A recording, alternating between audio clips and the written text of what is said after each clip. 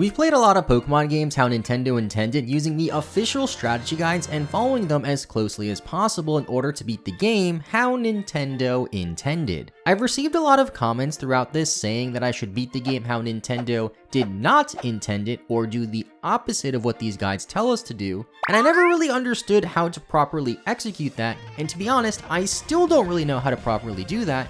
We're gonna try it anyway by loading up a new copy of Pokemon Leaf Green and seeing what happens. I've realized that some of my favorite videos that I made in the past started out with me not really knowing what I'm doing, so let's just see what happens. After naming ourselves C and naming our rival Nintendo without the O because it didn't fit, we immediately change our text speed to fast and choose frame 2, also known as the best frame. I don't remember any guide ever telling us to change the text speed or change the frames in previous Pokemon games, but the text speed alone can make a huge difference. Now, while I could just look at a guide and do the opposite of what it says, that wouldn't really work because the guide would tell us to get the first gym badge, and if we don't get the first gym badge, we can't exactly progress the game. We also still have to pick our starter Pokemon, otherwise the video would just end here, and because of this, we're forced to pick Squirtle, although don't worry, we'll do something pretty stupid with our starter soon enough. While picking up the parcel for Professor Oak, I make a stop at the Pokemon Center to check out the PC, and I totally wasn't trying to just cheat and give myself rare candies or anything like that, as I am totally playing on official hardware, but I noticed that this PC really isn't very fun. There's no games on it at all, and if you want to download and play a cool free-to-play game on your PC that's also on your mobile phone, that happens to be one of the top-rated RPGs in the App Store, well, I can't help you there, sorry. Along the way, I caught a rat because we need a second Pokemon for something I plan on doing soon, and the only other option for us to catch right now is a bird, and everybody knows that birds aren't real. After returning the parcel to Oak and getting the Pokedex, we can finally do something that Nintendo definitely did not intend for you to do. I loaded up this random copy of a used Ruby version that I have, and totally bred a Barboach, in order to trade it over to my Leaf Green game and use it as our pseudo starter. Definitely not intended, but lately Wishcash has really grown on me, and it's actually a pretty good Pokemon to use in this playthrough. I guess we could also technically make this a Nuzlocke, since I really don't think Nintendo intends for us to do Nuzlockes, but not a hardcore Nuzlocke, and we will most likely break some of the rules, because the whole point of this video is to kind of break the rules anyway. We can now use our new Barboach to lay waste to the optional rival fight, then head into the forest to catch a Pikachu. It's only like a 5% encounter or something, meaning over 90% of the encounters won't be Pikachu, just like how sometimes over 90% of the people who watch my videos aren't even subscribed, and chances are you watching this video right now aren't even subscribed. What are you doing? I finally end up finding a Pikachu and catching, which I named Like, because, well, I think you can pick up on why, and battle this weird trainer facing a tree. Did you know you could battle this guy in the Viridian Forest? Maybe not, because who would bother talking to a weird person standing at a tree? Now, for the real test, a fight against Brock.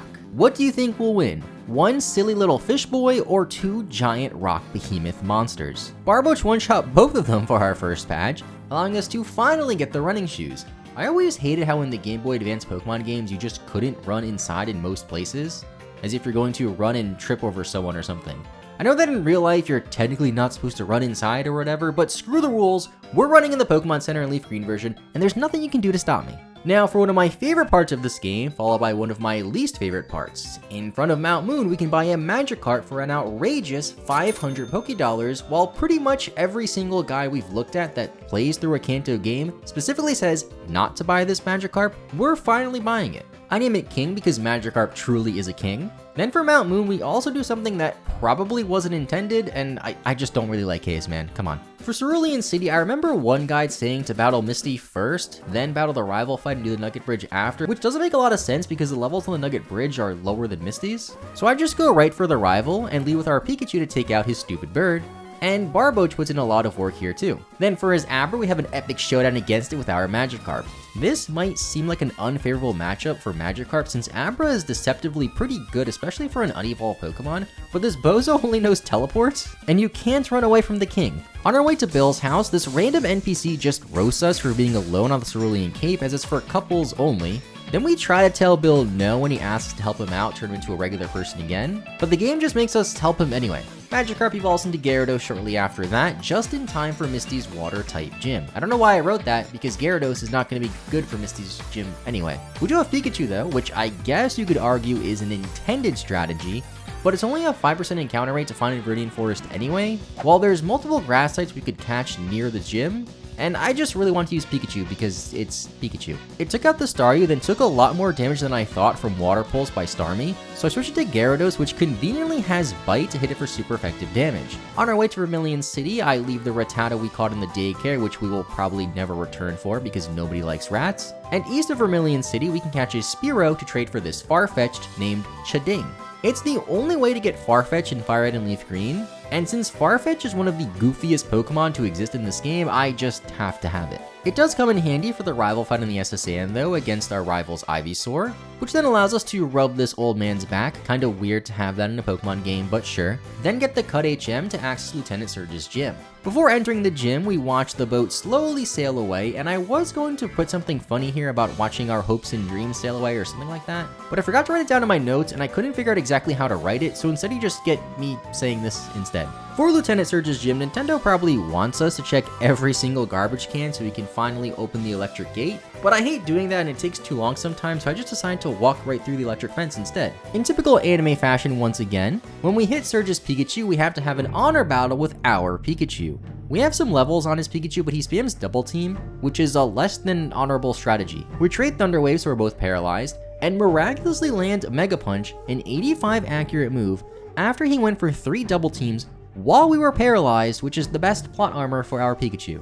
That's 3 badges out of the way, and now the game opens up a lot more for us to do a lot of cool things that we can do coming soon. Now you guys know, I hate caves, especially caves that require flash, but we do need to go into the rock tunnel in order to catch a Machop. I name it Moncho, a complete misspelling of the word matcha with an N in there, because when I first played through Leaf Green as a kid, I did the same exact thing, and fighting types are just cool. We then go through the rock tunnel in what I would assume to be the unintended way, and make it into Lavender Town where we can fight our rival in the tower. We lead Pikachu of course, since the rival always leads with a bird, and get a lucky paralyzed from static, although Thunder Shock is just so weak that it's a 3-hit KO on Pidgeotto. For his Gyarados, we try to switch to our own Gyarados and have an honor battle, and we're even the same level, so it should be pretty even, except he has Thrash and we don't.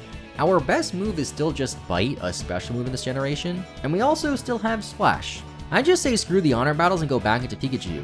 It lives another Thrash, and Pikachu takes out Gyarados in the following turn. For Growlithe, we take care of it with Barboach, go into Chiding on Ivysaur, and stand on Kadabra and one-shot it with Cut. I didn't really expect Chiding to do that much damage, but I guess the stick makes that much of a difference. From here, this starts my favorite part of this game, as there's a ton we can do now, like catch a Vulpix. I very rarely ever use fire types when I play through a Kanto based game unless I started with Charmander, and I used a Ninetales when I first played through Red version, so it's nice to have one on the team again. We can't evolve it just yet though, since it requires a Firestone which we can get in Celadon City. The first thing we do here is hit the casino and win big, then spend those coins on some TMs and a few items. It was tempted to get a Dratini or some other prized Pokemon here, but we have a full team of 6 and I don't want to replace anybody yet. While grinding the team, Barboach finally evolves into Whiscash and Machamp evolves into Machoke. I did intend on trading Machoke over to another game to evolve, but spoiler alerts, I kinda forgot to do that while playing through the game. After grinding, we get a Firestone for Vulpix too, and I forego the Eevee since they probably intended for the players to get this Eevee in this town, and specifically evolve it into one of the evolutions that will benefit their team, so I just didn't do it. Under the game corner, we can check out the Team Rocket HQ, and after sitting on the couch and hanging out with Giovanni for a bit, we decide to battle. Giovanni is notorious for having weird teams in this game, although his Kangaskhan in this particular fight can be a menace. Whiscash can take out his Onix and Rhyhorn with 400% damage from Water Gun, and then for Kangaskhan, we just go into Machoke and defeat Giovanni in 2 shakes of a lamb's tail. Now for the main reason why we're in Celadon City, to fight Erika in her Grass-type Pokemon gym.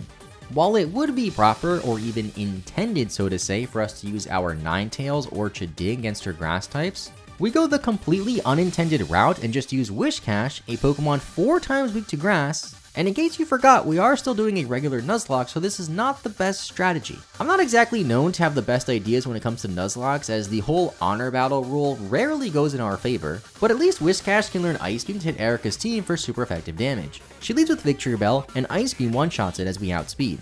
Great start so far. Then on Vileplume, one of my favorite Pokemon if you didn't know, we go for Ice Beam and it lives a hit. At this point I start to think that it's over for our weird Fish King guy, that kind of looks like Shrek a little bit. But then we get freeze hacks from the Ice Beam because of our plot armor and knock out Vileplume on the following turn. Then Tangela goes down to a single Ice Beam, and yeah, we are a bit over leveled for this fight, but the odds were still against us, and we were still able to persevere like we always do. After making a quick stop in Lavender Town, we can go back to Saffron City and fight our rival Nintendo again in the Sylph building. Pikachu has Thunderbolt now, which is way better than Thunder Shock against his Pidgeot, but still not enough to one-shot it. I forget just how weak Pikachu is until I'm actually using it. We take it on the next turn, but Pikachu is so low that I heal on his Gyarados. Not sure why I did an Honor Battle in hindsight, but after healing with Pikachu, it takes it out with no issues. For Growlithe, our trusty fish friend takes it out, and I just want to take a second to admire Whiscash's backspread as it looks pretty cool in this game. First Venusaur, I go into our newly acquired Ninetales, which doesn't one-shot it, but we do get the burn. Venusaur then puts us to sleep, so I go into Chiding to finish it off, although it is a bit underleveled. It also managed to put Chiding to sleep, and goes for another Razor Leaf, which shouldn't be too much of an issue, but the problem was that it got a critical hit, and killed Chiding. Such an unfortunate way for our trusty bird friend to go, and we did have a lot of good times with Chiding since it was just a lot stronger than I expected in most battles. Gyarados is at least able to finish off Venusaur as well as Alakazam, allowing us to fight Giovanni one more time. His team is a bit better this time around, but honestly nothing really noteworthy happened in this battle since half of his team is just weak to Whiscash, and we have Machoke for Kangaskhan. Now we can go to the cycling road at last, and while we're supposed to ride our bikes down the cycling road, we just walk down it and break the rules anyway. We did find a nice replacement for Chiding here though in Doduo, which I used my Master Ball on. Definitely not the intended use for a Master Ball, but we needed a new flying type that wasn't actually flying type because Gyarados is a fake flying type. I don't really know how to explain that, but you know what I mean. This also seems like a good time to refresh our team. We have Like the Pikachu, which has been just okay, Mancho the Machoke, which has been our designated Giovanni killer, King the Gyarados, which is cooler in theory, but has no good moves and we've barely used it so far. I mean, it still has Splash leading into the 5th gym. Our starter Whiscash, which is incredible in the Kanto region, probably why they didn't add Hoenn Pokemon to this game as well. Ninetales, and then 3-Piece, the recently caught Doduo, which just evolved into Dodrio. And I thought the name 3-Piece was funny for a Dodrio, kind of a basic nickname, but I was kind of craving chicken tenders when I was recording that part of the video, and like 2 days later as I'm recording this, I still have not had chicken tenders. Now for Koga's gym, one of the coolest gym leaders ever because he is literally a ninja. I lead with Ninetales, which might seem a bit odd, however when I was little I thought that fire type Pokemon were super effective against poison types, because once in the anime I saw a coffin get blown up after being hit by a flamethrower, and it just kind of makes sense because, I mean, poison types are basically made out of gas, right? And fire ignites gas. This does at least work out for Koga's lead Coughing, but for Muck I go to Whiscash to Earthquake it because Muck has minimized and I just didn't want to deal with that nonsense. For a second Coughing, I just go into 3-Piece to give it some screen time, which 2-shots the Coughing, but does end up getting poisoned. It also has Tri-Attack, which is just a really cool move. We then go back into Ninetales for his Wheezing because, you know, fire makes poison types explode. And after 2 flamethrowers, we can walk out of here with the Mars badge. Back in Saffron City, I decided to challenge the Fighting Dojo, or unofficial fighting gym. I always thought this was so cool since we don't really have anything like that in Pokemon anymore.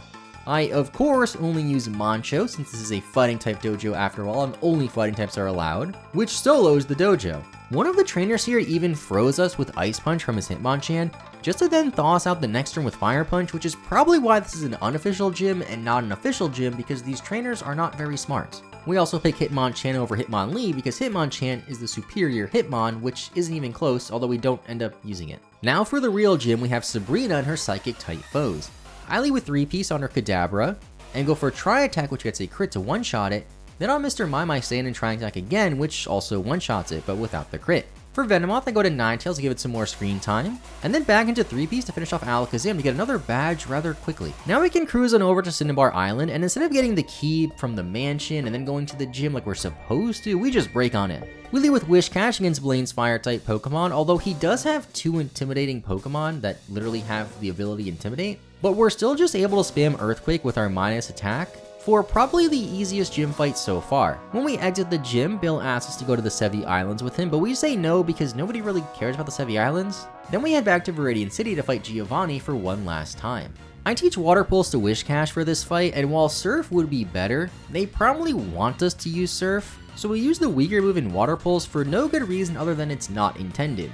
I also don't even have Surf because I just swam across the water to reach Cinnabar Island instead of getting the Surf HM anyway. Whiscash can easily take out Giovanni's lead Rhyhorn with Water Pulse, one-shot Dugtree after taking an Earthquake, one-shot his Nidoqueen, and then take a hit from Nidoking before one-shotting it as well, and then water pulsing his last Rhyhorn for our final gym badge, further cementing Whiscash as one of the best Pokemon to use in a Kanto-based game, which I didn't really expect going into this. I just wanted to use the funny fish Pokemon. Now that we have the final rival fight in Elite Four, I decided to fully evolve Pikachu into Raichu because Pikachu is just terrible. This finally lets us one-shot our rival's bird after like 5 failed attempts with Thunderbolts. We switch into Whiscash on his Rhyhorn and Water Pulse. Then I was tempted to stay out on Venusaur, but I really didn't want to lose Venusaur this late in the game, so I just go into Ninetales to Flamethrower it. We go back into Raichu on Gyarados, then try to finish off his pathetic Growlithe with 3-piece the Dodrio, but the Growlithe lives a hit, goes for agility, does decent damage to 3-piece with a crit Flame Wheel, and puts us lower than I would like for his last Pokemon, Alakazam, which I just stay in on because our birds tend to fare well against Alakazams, but instead 3-piece goes down to a Psychic. Didn't quite expect that, but I don't know why our birds keep dying, but at least Whiscash can knock it out, allowing us to head into the Victory Road. And by heading to the Victory Road, well, you know the drill by now, I hate caves. Now for our last dance, the Elite Four. We have an open slot on the team, so I just do the only logical thing, which is bypass the dude blocking the entrance to Cerulean Cave, and find another Master Ball because my uncle works at the Silph Co, and catch an overleveled Mewtwo to round out our team, which you can see on screen here. First up is Lorelei and her, dare I say, pretty cool team of Ice-type Pokemon. We lead with Raichu on her Dugong and take it out in 2 Thunderbolts after eating an Ice Beam. I stay in on Cloyster, and after it protects, we one-shot it as well. For Slowbro, I also stay in with Raichu and 2-shot it after taking a Surf. For Lapras, I switch to Monsho, figuring a fighting type move can take it out pretty easily, but Lapras is faster, Ice Beams, and freezes us. I use a full restore to heal it off, and then it goes for Confuse Ray, which is just annoying. I stay in and try to cross-chop Lapras after taking a Surf, but we hit ourselves in confusion, so I heal again with a Hyper Potion. Lapras surfs the next turn as we try to go for cross-chop, but we take another Surf, which was actually a critical hit, to KO Monsho for our 3rd death of the run. It really is a shame I never evolved you to Machamp, but I just go into Mewtwo to revenge KO Lapras with Psychic, then into Ninetales to finish off our last Pokemon in Jinx. Second up is Bruno and his fighting type team of half rock type Pokemon. Whiscash makes short order of his lead Onix and second Onix, and I go into Raichu on Hitmonchan, which takes a Thunderbolt really well. We then skillfully dodge a Rock Tomb, Thunderbolt again, take the next Rock Tomb, and force Bruno to heal. We go back and forth for a couple more turns before Raichu just takes out Hitmonchan. I go into Ninetales on Hitmonlee to just take it out, then I'm a champ, I just really don't want to deal with it, so I go into Mewtwo and Psychic it. Now for Agatha and her Ghost type team. I just live with Mewtwo to take out her lead Gengar, go to Raichu on Golbat, Whiscash and Arbok, and then back into Mewtwo to finish off her last 2 ghouls. Kind of is a shame that Gengar and Haunter have levitated this generation, so we couldn't just use Whiscash the whole time, but I have a Mewtwo on my team, so I guess I really shouldn't complain. Fourth up is Lance and his Dragon-type Pokemon, so I lead with Whiscash to just spam Ice Beam. I forgot he led with Gyarados though, so I just go into Mewtwo to Thunderbolt it, and also just Thunderbolt his Aerodactyl, which comes in next. For Dragonite, I go back into Whiscash and just Ice Beam his next few dragons while taking a couple of hits. We end up getting pretty low with Whiscash, so I have to rely on Mewtwo for his last Dragonair, leaving just one more obstacle in our way becoming the champion, our true rival, Nintendo. We lead with Raichu on his bird as usual, but it actually lives a hit and baits out a full restore. We get lucky as the next Thunderbolt gets a higher damage roll and just knocks out anyway. On Rhydon, we go to Whiscash and Water Pulse it, then on Venusaur, I just stay in because Whiscash is not scared of no smoke from a silly frog dinosaur tree thing. We're the same level as Venusaur, and we're probably slower because we're literally a mudfish, but I just throw caution to the wind as we tend to do for no reason, and click Fissure, a 30% accurate move, and if we miss, things shouldn't go very smoothly. The odds are definitely not in our favor whatsoever, and we can easily play out of this in a very safe way, but Venusaur foolishly goes for Solar Beam, which wastes 1 turn to intake Sunlight for the next turn, and then we land Fissure first try to just prove that we really had Plot Armor this whole time. I genuinely did not expect that to work, and I was expecting to write some weird sappy part about Whiscash dying here, but Whiscash just doesn't want to die. For Alakazam, we avenge our birds and Earthquake it into the ground, and go into Raichu on Gyarados, and I am now just realizing that we really haven't used our own Gyarados at all, like I really wanted to in this run whatsoever. I'm pretty sure the last time I used it was before we got the 4th gym badge even. I probably should have used it in a couple more honor battles, but we then finish off his Arcanine with our Whiscash to become the champion in the unintended way.